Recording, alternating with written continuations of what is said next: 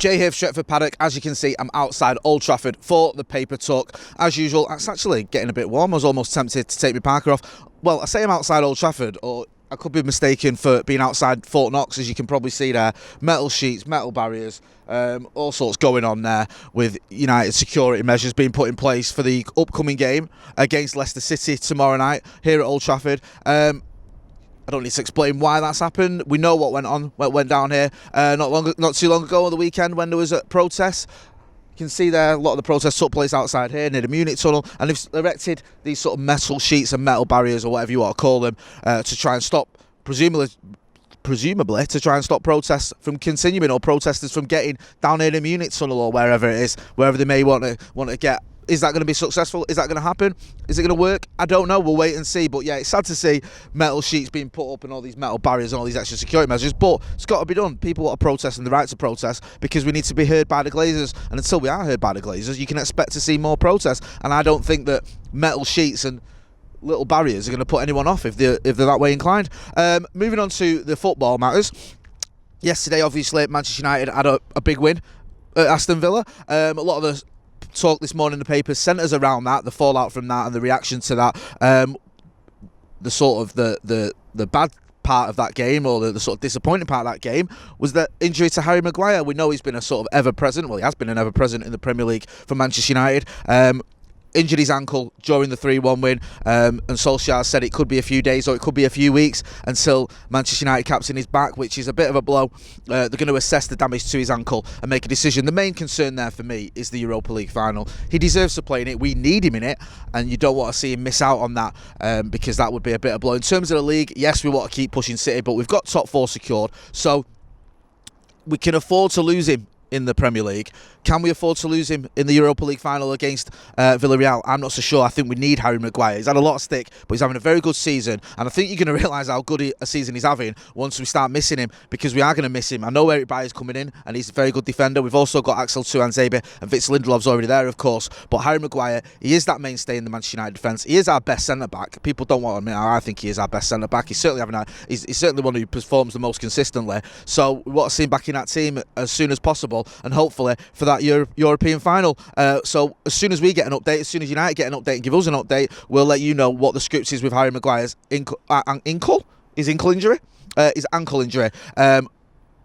Solskjaer went on to say Harry's been excellent, and it's almost unheard of the minutes he's played without missing him. We've a final to look forward to, and hopefully it will be with Harry. It might be a few weeks, it might be a couple of days, we don't know. Hopefully it won't be too bad, but I'm not a doctor, and we've got to scan him on Monday, so we'll get those scan results today.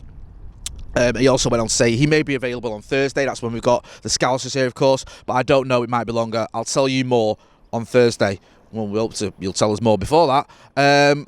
He went on as well to talk about the run of games Ole Gunnar Solskjaer. We've obviously had this sort of 3 games in 5 days, whatever it is.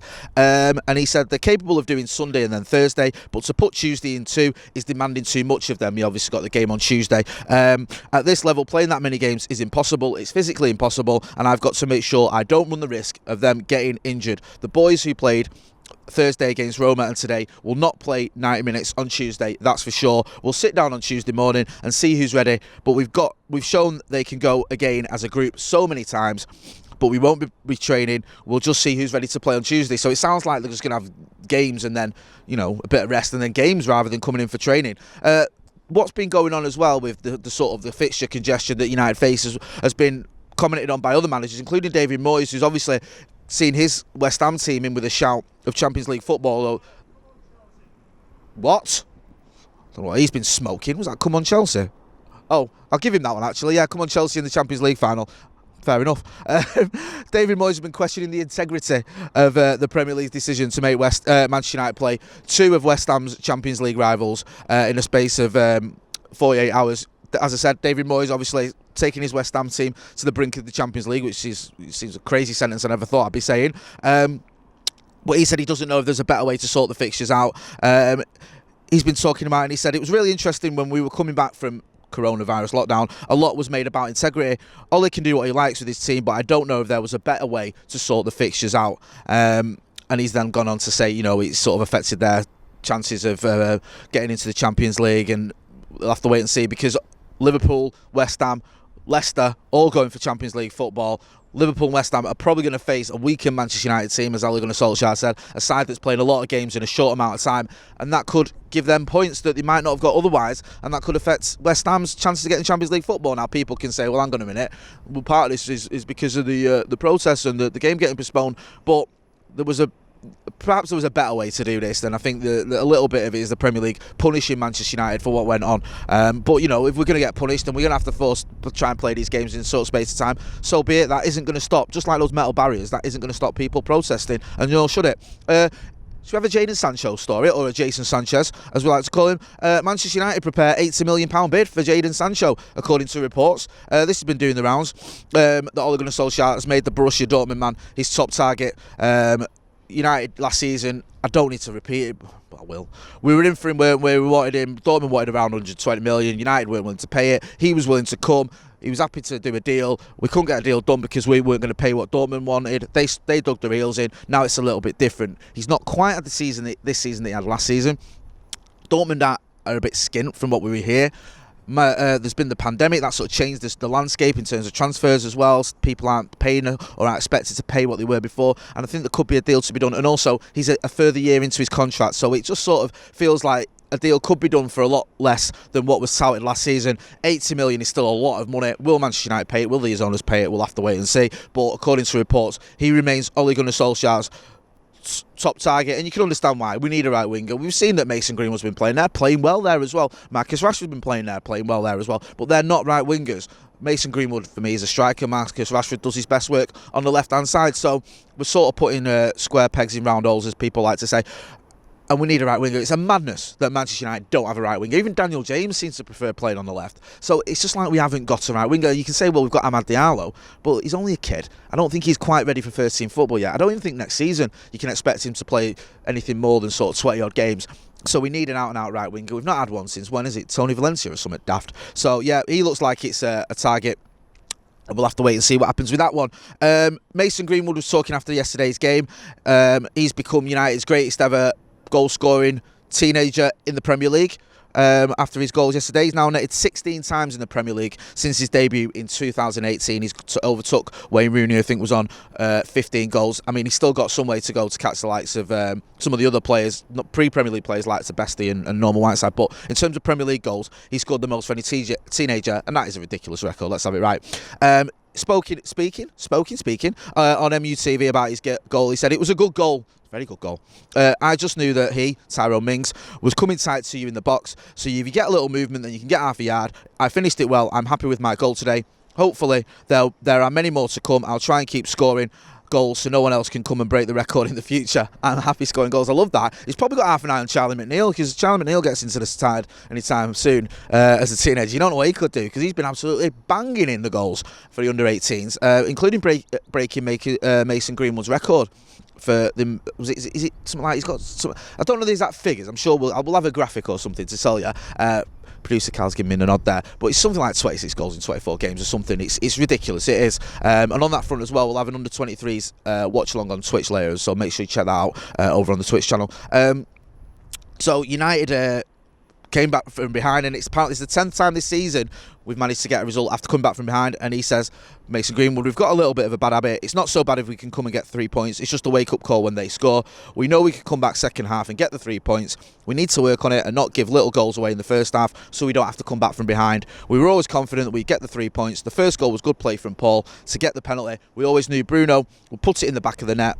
It was a confidence booster. From there, we looked comfortable and got the 3 points. I love that from Mason Greenwood. He's giving great interviews. He's playing well. He's enjoying his football. He had a tough time of it early on in the season. I think he was treated badly by Gareth Southgate. I thought he was treated badly by the press, and I thought too many people were on his case. And he also had to deal with some loss of his friend as well. He's firing in the goals, and he just looks like he's a lad enjoying his football. And long may it continue, and people appreciate just how good he is as well. And he's also been talking about Edinson Cavani, because those two have got a little bit of a bromance. It's not really a bromance, is it? It's more like a sort of father-son type scenario going on. You feel like sort of Cavani's taking him under his wing, and he was speaking. Mason Greenwood talking about Edinson Cavani said it was exactly the same against Roma when he's talking about his header. You always know what he's going to do, but you still can't seem to stop him. It's nice to watch him off the bench. It's the movement. Everyone knows he can do it, but he still seems they're not able to stop him. We're all learning off him. Me, Rashi, Ahmad, we're all looking up to him. So there you go, that's great, isn't it? Someone like Edinson Cavani, with all those goals he's got, all that experience, the type of footballer he is, different type of striker than perhaps some of those other players I mentioned. They're all looking up to him and learning from Edinson Cavani, and that can only be beneficial to Manchester United. And the only thing now is Edinson Cavani going to stay? Well, the contract negotiations, or whatever you want to call them, seems to be going on, and there's reports that he's been offered a £250,000 a week deal, which is a bit of a bump for him. Ole Gunnar Solskjaer obviously keen to keep him at Old Trafford. It looks like, from the rumours we're getting and the stories that we're getting, and the sort of the reports, or whatever you want to call them, that he is going to stay. And there was reports yesterday that Solskjaer is still hopeful of persuading Cavani to stay, and couldn't let out a wry smile when he discussed Cavani's future after the victory over Aston Villa. And he just sort of says it. He was quoting Ole Gunnar Solskjaer here, saying, yeah, his movement and his desire to score goals is there. It was a great cross from Marcus. We're getting to learn Edinson as well, and hopefully we can get to use him more next season. So Ollie's like sort of hinting there that Edinson Cavani will be there next season. We want him here, 250k a week. A bargain. If anyone can be a bargain for 250k a week, then not only do you get a striker who scores loads of goals, not only do you get a fantastic footballer who everyone loves with a great chant that we can't wait to sing whenever we do get fans in front of him, but you also get someone who's taking the younger strikers, younger attackers under his wing and teaching him the art of goal scoring. And he also sticks up for him. We saw it in Roma when he was having none of it, when someone kicks off with Mason and Mason ran off. I thought that was hilarious. Left him to it, rightly so. He can handle himself. That's it from the Paper Talk this morning. As I said earlier, you can see Old Trafford, or Fort Knox, it's looking like has a bit of a, has had a bit of a metal makeover, if you will. So we'll see what goes on Tuesday, whether there's protest here, whether the game goes ahead, whatever's going to happen, we'll bring you all the latest news and updates. As I said earlier on as well, we've got that Twitch watch along for the under-23s later on. That'll be me, Joe Smith, and Dave Pritz. Make sure you check that out. You'll have McCullough and Joe for the Premier League P-Take as well, and we'll also have the Paddock podcast. So it's all happening. So make sure you stay in tune to Stretford Paddock. If you're not doing, hit like, share and subscribe. I've been Jay Motti. Thanks for watching.